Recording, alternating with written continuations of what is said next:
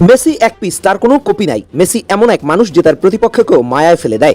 যেই Real Madrid তার চিরশত্রু ছিল, বিপদের দিনে সেই চিরশত্রু দলের অধিনায়কেরও খোঁজ নিয়েছেন তিনি। বলছি ইকার ক্যাসিয়ারের কথা। যখন হাসপাতালে ছিলেন তখন মেসির একটা ফোন তাকে একেবারে চমকে দিয়েছেন। আসলেই মেসি নামটা শুধু ফুটবলের ইতিহাসে নয়, মানবতার পাতাতেও সোনালী অক্ষরে লেখা থাকবে। ইকার ক্যাসিয়ার বলেছিলেন, 2019 সালে আমার হার্ট অ্যাটাকের পর হাসপাতালে শুয়েছিলাম, হঠাৎ এক অজানা নাম্বার থেকে ফোন এলো। ওপাশে মেসি, সে বলল, হে ইকার, তোমার নাম্বার আমার কাছে ছিল না, তোমার নাম্বার পিকে থেকে নিয়েছি, আশা করি তুমি দ্রুত সুস্থ হয়ে উঠবে, আমি তোমাকে একটা ফুলের তোড়া পাঠিয়েছি, আশা করি ভালো লাগবে।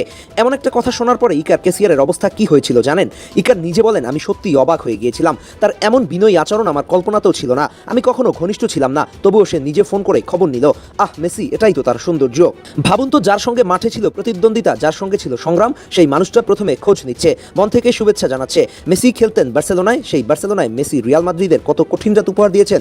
একের পর এক গোল করেছেন, হ্যাট্রিক করেছেন।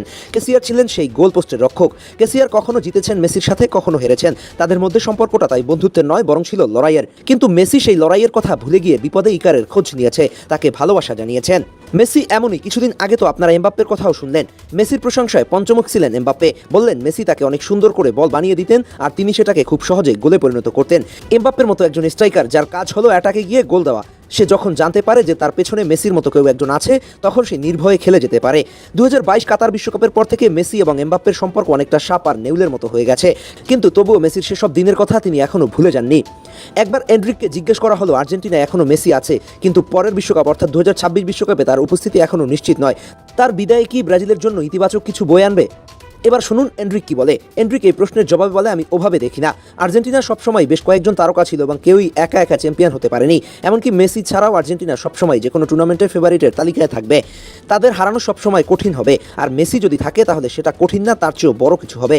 এই ঘটনাগুলোর ভেতরেই লুকিয়ে আছে মেসির পুরো ব্যক্তিত্ব, তার বিনয়, তার হৃদয়ের বিশুদ্ধতা, তার মানুষ হিসেবে মহত্ব। মেসি এক পিস, তার কোনো কপি নাই।